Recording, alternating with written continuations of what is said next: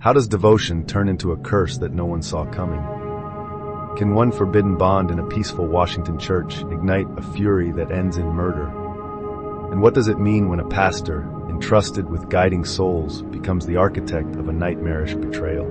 In a congregation meant for unity and grace, a secret affair with the pastor's assistant unleashed heartbreak and a brutal final confrontation. Join us as we uncover the hidden desires and guilt that mutated into irreparable violence, leaving faith shattered and a community reeling.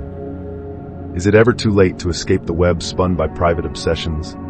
Or does betrayal inevitably spiral toward a tragedy no confession can undo? Welcome to True Crime Acts, where we look into the hidden truths behind some of the most chilling real-life events. Our mission is to uncover the stories that shock, educate, and spark change, reminding us that behind every headline is a victim, a family, and a ripple effect felt by an entire community.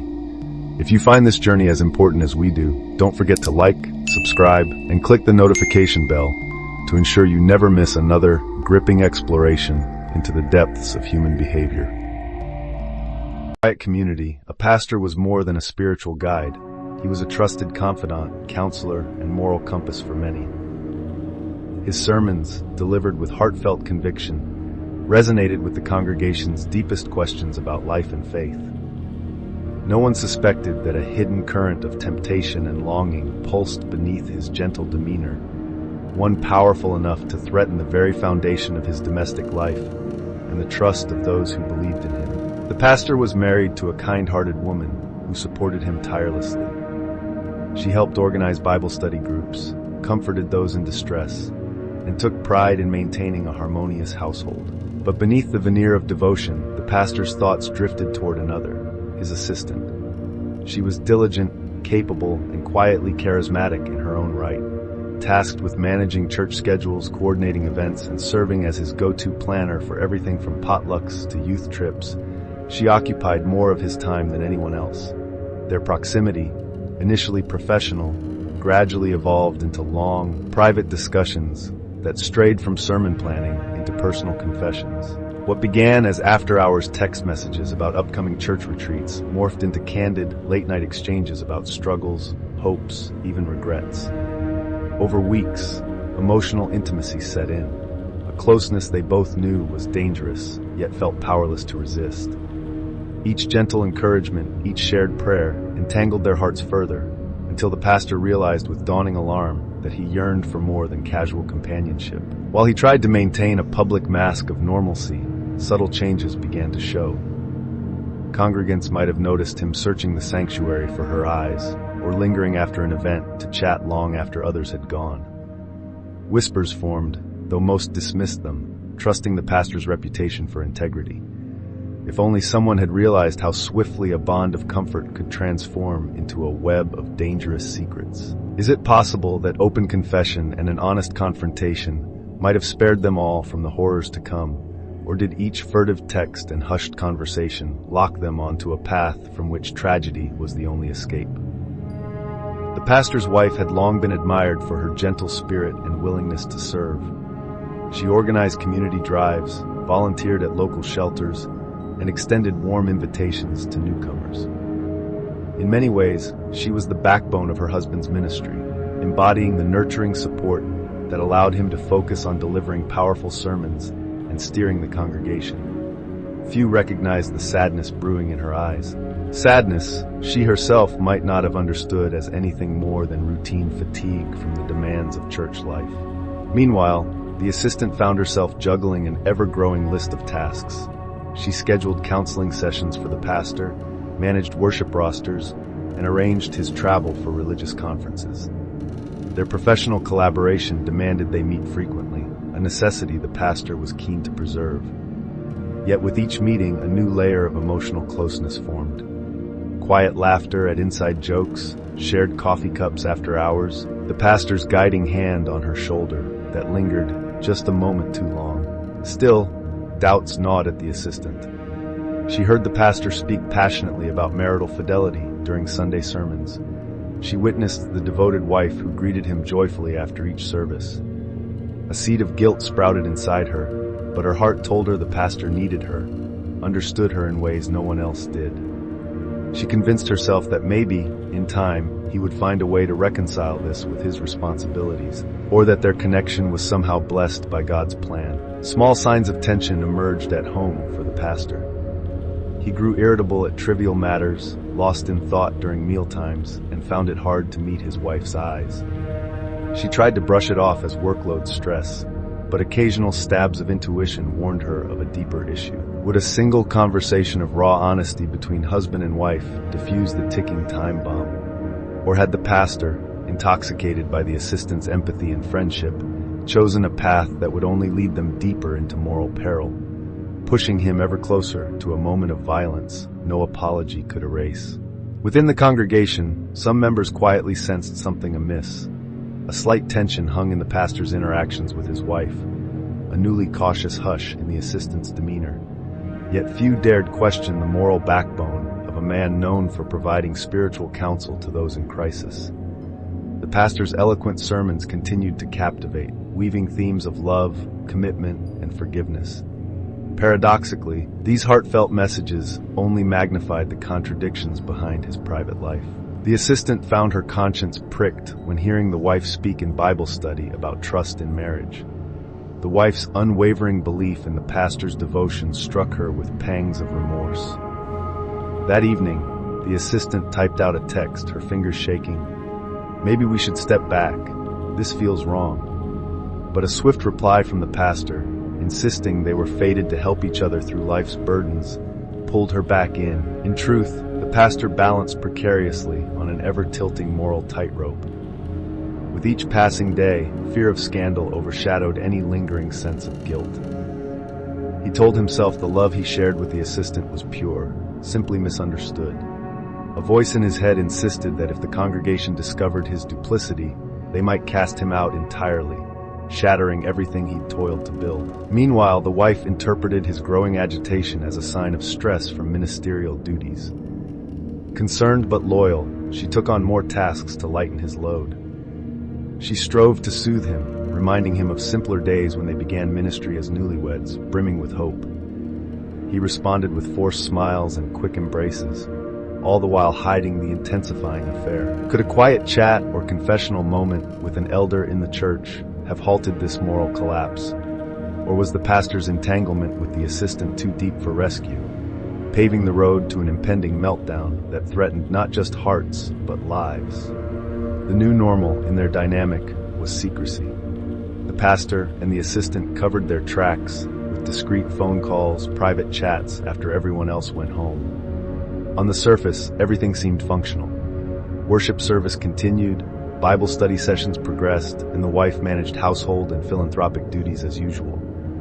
But a faint crack spidered through the church's foundation, one that threatened to become a chasm. Sheer chance finally exposed the affair to a member of the congregation who stumbled upon texts left open on a computer in the pastor's office.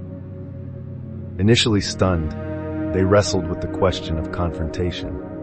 Should they go to the wife, to the church elders? The fear of dismantling a community they loved weighed heavily. Before this reluctant whistleblower took action, fate intervened in a different way. The wife, seeking a missed receipt, picked up the pastor's phone from the desk at home. A stream of personal messages exchanged with the assistant glowed in the conversation thread, enough to piece together the nature of their relationship. She felt her heart pound as realization dawned. The marriage she believed anchored by faith now trembled under the weight of betrayal. When the pastor returned that evening, the confrontation was raw, choked with tears. She demanded an explanation. He stumbled through excuses, half-confessions, deflections. But she'd read enough to know better. The rage and hurt that flooded her eyes mirrored a vow to expose him if he didn't come clean. Could the pastor truly salvage anything from such devastation?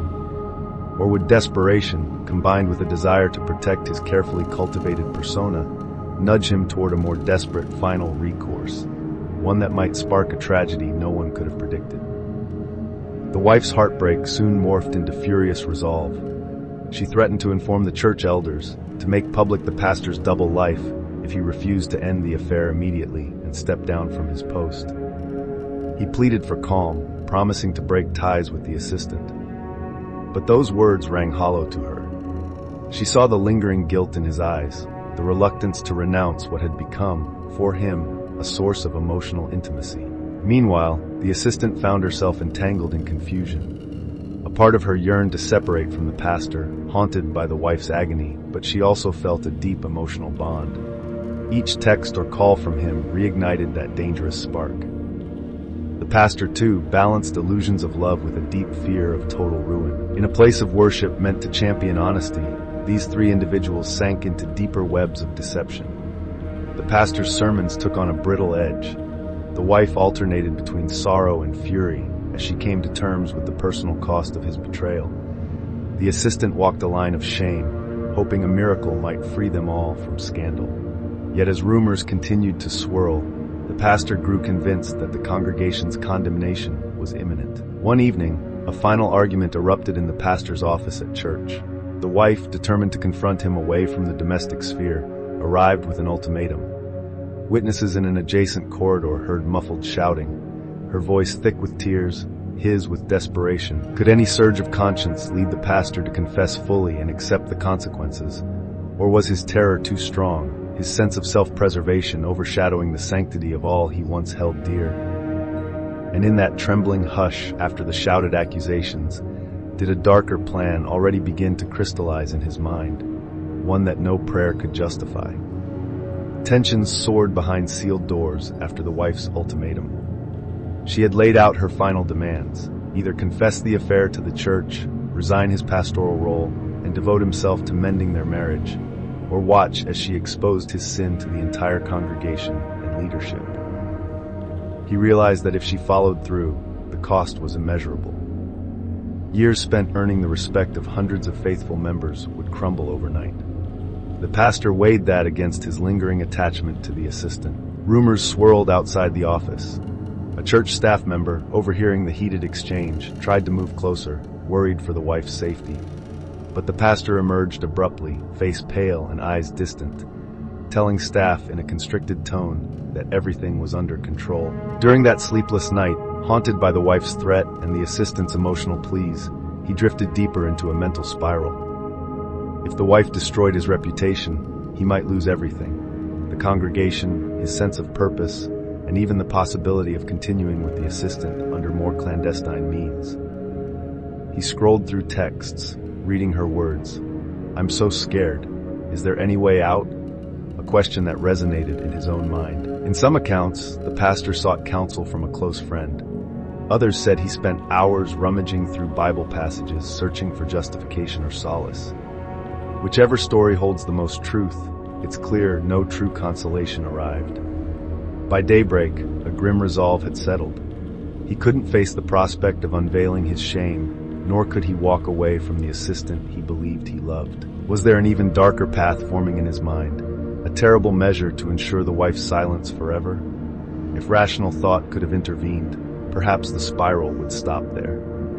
But a storm of jealousy, pride, and terror converged, fueling an idea far worse than any humiliating confession. Did he fully grasp that this fateful choice would sever the sacred oath of husband and wife, an oath he should have protected in the first place? With the church confrontation unresolved, the pastor returned home to face his wife's unrelenting stance. She'd begun packing a suitcase, telling him that if he wouldn't come clean and end the affair, she was leaving. Panic flared. He tried to calm her, promising once again that he'd break it off with the assistant and do anything to salvage their life together. She demanded real proof, a meeting in front of church elders, or a joint statement so the congregation knew the truth. He flinched, imagining the condemnation in their eyes. The assistant, too, was texting him, frightened by the potential fallout. In her messages, she yearned for a solution that wouldn't cost him his entire calling or result in her being publicly vilified as a temptress. But as the pastor weighed his options, the one that formed in his panic-laced mind grew more sinister by the hour. Late that night, he prepared a plan under the guise of calm. The wife, though exhausted, tried to rest, assuming he'd see reason by morning. Some believe he quietly wrote a letter in his office, a contorted logic of protecting the church's future. Others say he simply stared at the walls, grappling with the monstrous next step he was about to take. The next evening arrived with an eerie hush. The pastor insisted they talk privately in a place away from the church.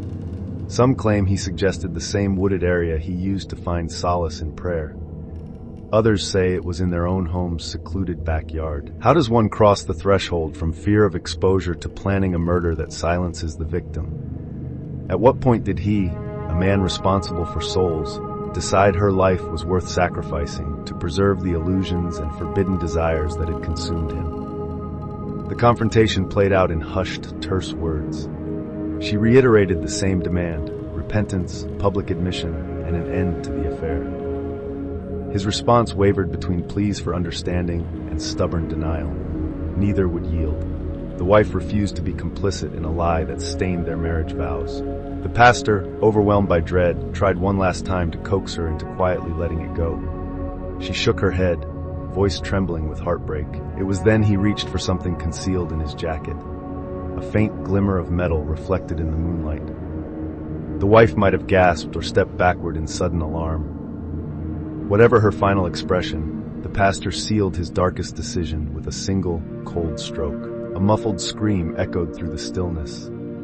For an instant, he froze, grappling with the gravity of what he'd done. Her body collapsed onto the damp ground, life draining from her in a silent, horrifying instant. No time remained for a final prayer or apology.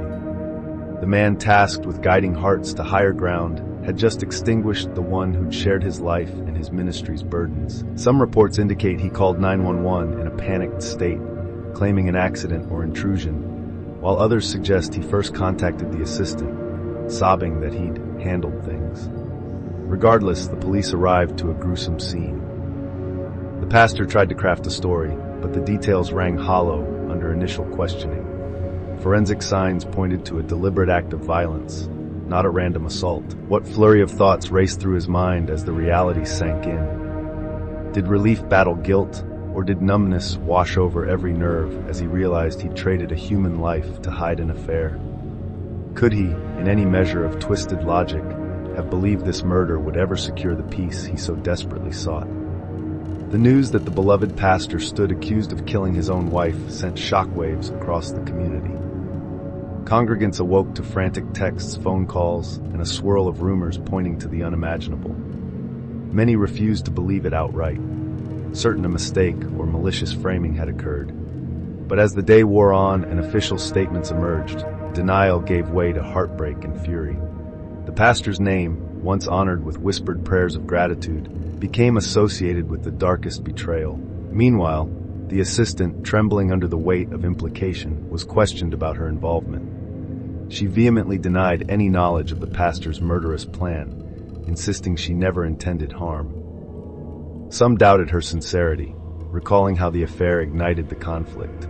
Others pitied her, seeing a woman caught in a maelstrom of passion, fear, and misguided hope. In the small church, seats remained vacant that Sunday, the pulpit empty. A temporary pastor was hurriedly arranged to lead the stunned congregation, offering words of comfort that felt hollow in the face of such tragedy. Faith for many wavered under the revelation that a man they prayed alongside had committed a crime straight out of nightmares. Investigators pieced together a timeline that drew a stark portrait: an affair, a threatened disclosure, and a final confrontation that ended a life. The pastor's attempts at self-defense, claiming she attacked him or an intruder intervened, crumbled under forensic scrutiny. Bullet trajectory analysis, bruising patterns, and the pastor's own contradictory statements sealed his fate. But were there quieter signs, ignored in the name of trust and religious reverence, that could have prompted help before murder became his only option? At trial, prosecutors laid bare a tale as tragic as it was preventable. They described how the pastor, fearing the avalanche of public shame, gave in to panic and an all-consuming need to shield his affair from scrutiny. The wife's demands for transparency and justice pushed him into a corner. He responded with the deadliest solution, one that no prayer could absolve. The assistant, testifying under emotional strain, recounted their relationship, her voice trembling at how the pastor had assured her he'd handle matters discreetly. The jury, visibly moved by the chilling details, took little time in deliberation before returning a guilty verdict. A hush fell over the courtroom as the pastor was sentenced, ensuring decades of life behind bars. Some in the congregation broke down, torn by the memory of past sermons that once guided them to virtue. Outside, media cameras captured the sorrowful exodus of those who'd come seeking closure, only to discover heartbreak anew. The repercussions rippled through the town. Church leadership reorganized, the assistant moved away, trying to rebuild a life overshadowed by scandal. The victims' loved ones faced a long journey of grief, baffled by how a man entrusted to uphold moral standards had stolen a life rather than own up to his wrongdoing. Old friends of the pastor tore up photos and old letters, grappling with the betrayal. Could any measure of remorse or spiritual reflection compensate for the lost future, for the grievous wound inflicted on those who believed wholeheartedly in his devotion? And in a deeper sense, what does this tragedy warn us about the power of hidden desires, especially in places meant to champion honesty? These questions linger even after the sentencing, a solemn testament to the fragile line between moral authority and fatal sin. In the end, not even sacred vows or years of faith-based leadership could safeguard an innocent life from a hidden passion turned lethal. At True Crime Acts, our purpose is to cast light on these hidden dangers, urging communities to ask difficult questions before such horrors become reality. If this story resonates with you, if it stirs your need for understanding, like, subscribe, and click the notification bell to stay with us as we unearth more truths lurking in the shadows of everyday lives. Let's stand vigilant, aware that silence can breed devastation, and that sometimes addressing buried secrets openly may be the only path to salvation.